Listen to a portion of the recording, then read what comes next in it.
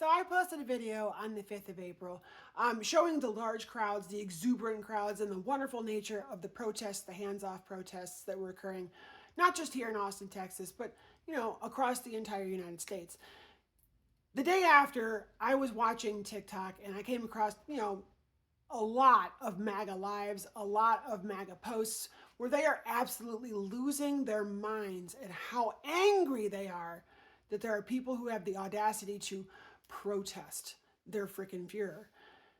And of course, that spilled over into my video as well. Now, don't get me wrong. I got a lot of outpouring. It was wonderful and positive, and people are happy to see that Texas is standing up against this tyranny.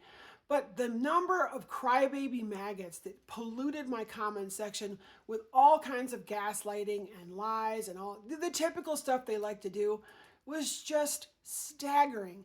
Now, outside of the considerable number of death threats that I was getting, what I also noticed was a lot of gaslighting and lies, and I want to help try to dispel real quick some of those gaslighting and lies. One, they said that the crowd was only 100, maybe 200 people at best in Austin. It's not a representation of the anger of the city, or the city of Austin, or the state of Texas. And they said it only happened in Austin. So let's dispel both of those first. So Google has confirmed using its tracking software, which it does, that the space that encompasses the south lawn of the Capitol during the 3 to 4 hour window the protests were occurring contained anywhere between 14 and 27,000 people in Austin, Texas. News reports, news outlets, business owners in and around the South Austin area and Central Austin area around the Capitol confirmed that the massive crowds were definitely imposing. Now, I don't know the exact number. Google doesn't know the exact number, but I'm going to go ahead and say that they're pretty accurate with their testing, and they have been in the past. Now, as far as it only happening in Austin, no. We had protests in Dallas, we had protests in Fort Worth, we had protests in Texarkana, protests in Denton, protests in Amarillo, San Antonio, Houston, freaking Freeport, El Paso, all kinds of cities. They were protesting besides Austin. Now, the next comment I got is, well, it's all Californians. It's the Californians that moved here to move here to Texas, or they're polluting it with their democratic values. I said, well, when they did a survey of the people who were moving here, and there are lots of people from California here in Central Texas, no doubt about it. The vast majority of them were Republican voting people from California that were escaping accountability. So it's not the Californians that are freaking democratizing your state.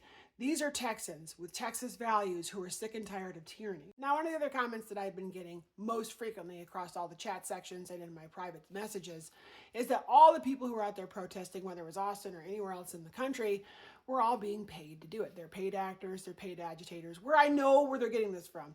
Their Orange Jesus actually went on Truth Social and made the statement in response to all the people who were protesting his existence that George Soros is paying $100 million to over 5 million protesters to basically besmirch Donald Trump's good name.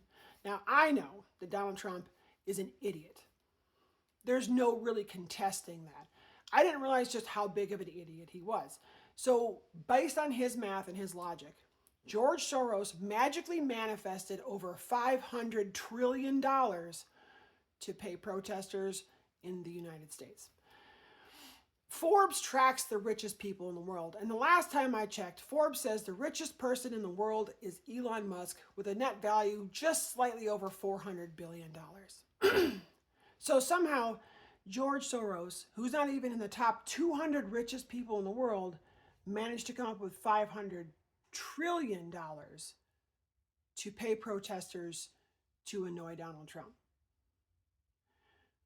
I find it audacious.